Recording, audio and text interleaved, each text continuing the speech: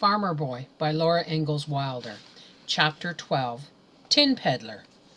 One evening after sunset, Almanza saw a white horse pulling a large, bright red cart up the road, and he yelled, "The Tin Peddler's coming! The Tin Peddler's coming!" Alice ran out of the hen house with her apron full of eggs. Mother and Eliza Jane came to the kitchen door. Royal popped out of the pump house, and the young horses put their heads through the windows of their stalls and whinnied to the big white horse. Nick Brown, the Tin Peddler, was a jolly fat man who told stories and sang songs. In the springtime he went driving along the country roads, bringing news from far and near. His cart was like a little house, swinging on stout leather straps between four high wheels. It had a door on either side, and from its rear a platform slanted upwards like a bird's tail, held in place by straps that went to the cart's top. There was a fancy railing all around the top of the cart and the platform and the wheels were all painted bright red, with beautiful scrolls painted in bright yellow. High in front rode Nick Brown, on a red seat above the rump of the sturdy white horse.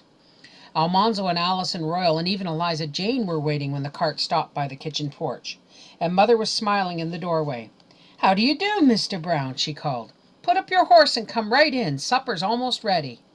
And Father called from the barn, "Drive into the buggy house, Nick. There's plenty of room." Almanzo unhitched the sleek big horse and led him to water, and then put him in the stall and gave him a double feed of oats and plenty of hay. Mr. Brown carefully curry-combed and brushed him and rubbed him down with clean cloths. He was a good horseman. After that he looked at all the stock and gave his opinion of it. He admired Star and Bright and praised Father's colts.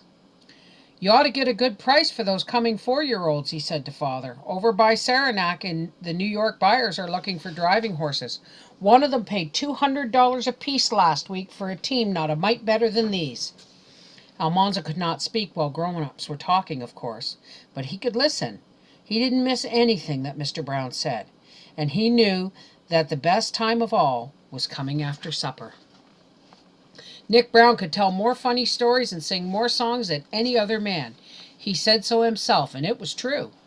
"Yes, sir," he said, "I'll back myself, not alone against any man, but against any crowd of men. I'll tell story for story and sing song for song, and as long as you bring men up against me, and when we're all done, I'll tell the last story and sing the last song." Father knew this was true. He had heard Nick Brown do it in Mr. Case's store in Malone. So after supper they all settled down by the heater, and Mr. Brown began. It was after 9 o'clock before anyone went to bed. Almanzo's sides ached with laughing. Next morning after breakfast, Mr. Brown hitched up the white horse to the cart and drove it up to the kitchen porch, and he opened the red doors. Inside that cart was everything ever made of tin. On shelves along the walls were nests of bright tin pails and pans and basins, cake pans, pie pans, bread pans, and dish pans. Overhead dangled cups and dippers and skimmers and strainers and steamers, colanders and graters. There were tin horns, tin whistles, toy tin dishes, patty pans. There were all kinds of little animals made of tin and brightly painted. Mr. Brown had made all these himself in the winter time, and every piece was made of good thick tin, well made and solidly soldered. Mother brought the rag bags from the attic and emptied on the porch floor all the rags she had saved during the last year. Mr. Brown examined the good clean rags of wool and linen, while Mother looked at the shining tinware, and they began to trade. For a long time they talked and argued. Shining tinware and piles of rags were all over the porch. For every pile of rags that Nick Brown added to the big pile, Mother asked more tinware than he wanted to trade her. They were both having a good time, joking and laughing and trading. At last Mr. Brown said, "Well, ma'am, I'll trade you the milk pans and pails, the colander and the skimmer, and the 3 baking pans, but not the dish pan, and that's my last offer." "Very well, Mr. Brown," Mother said unexpectedly. She had got exactly what she wanted. Almanzo knew she did not need the dish pan. She had set it out only to bargain with. Mr. Brown knew that too, now.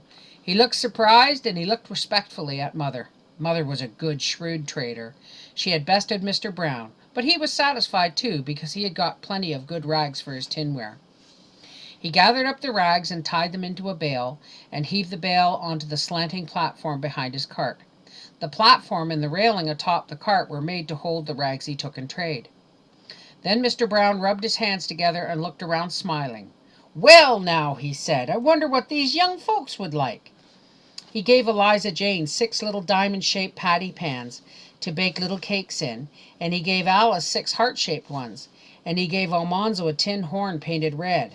They all said, "Thank you, Mr. Brown." Then Mr. Brown climbed onto his high seat, took up the reins. The big white horse stepped out eagerly, well fed and brushed and rested.